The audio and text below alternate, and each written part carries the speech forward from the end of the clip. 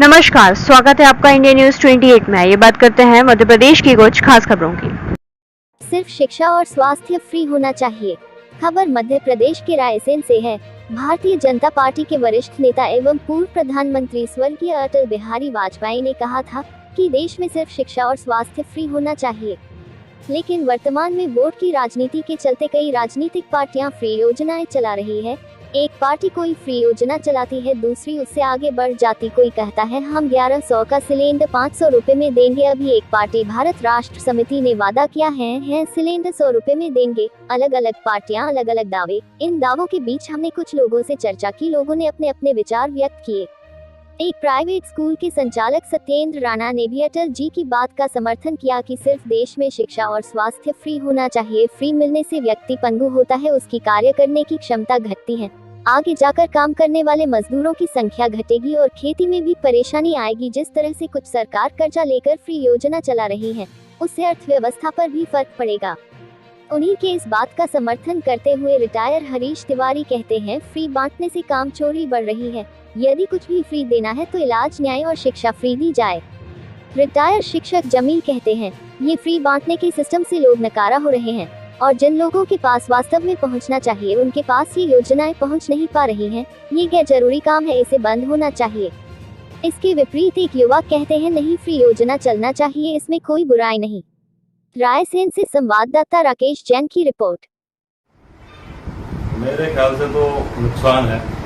Free की आदत किसी को भी नहीं डालना चाहिए। फ्री होना चाहिए केवल शिक्षा और स्वास्थ्य, बाकी कोई भी चीज फ्री नहीं होना चाहिए। फ्री से आदमी पंगु बनता है। तो आपको क्या लगता है, इससे देश को क्या नुकसान हो सकता है? लोगों में कार्य करने का उत्साह कम होगा। सोचेंगे फ्री में मिल रहा है तो कौन काम कमाने जाए, मजदूर नहीं मिलेंगे, खेती किसानी में दिक्कतें आएंगी। मैंने जैसा कहा ना कि केवल शिक्षा और स्वास्थ्य फ्री होना चाहिए। अर्थव्यवस्था पे फर्क नहीं पड़ेगा कैसे? अर्थव्यवस्था पे फर्क पड़ेगा, क्यों नहीं पड़ेगा? कर्जा ले लेके फ्री में बांटेंगे तो पड़ेगा ही पड़ेगा अर्थव्यवस्था में। तो इस तरह की योजनाएं बंद होना चाहिए। सबसे पहले तो मैं आपकी निर्भीक पत्रकारिता के लिए धन्यवाद दूंगा और आपने जो प्रश्न पूछा है उस संबंध में मेरा ये कहना है कि जनता को कुछ भी फ्री नहीं दिया जाना चाहिए और फ्री देने से आलस, कामचोरी और देश कमजोर होगा, ऐसा मेरा सोचना है। अगर जनता को कुछ दिए ही जाना है फ्री, तो मेरे विचार से इलाज, न्याय और शिक्षा, इस तरफ सरकार अगर व्यवस्था करेगी फ्री तो बहुत ही अच्छा।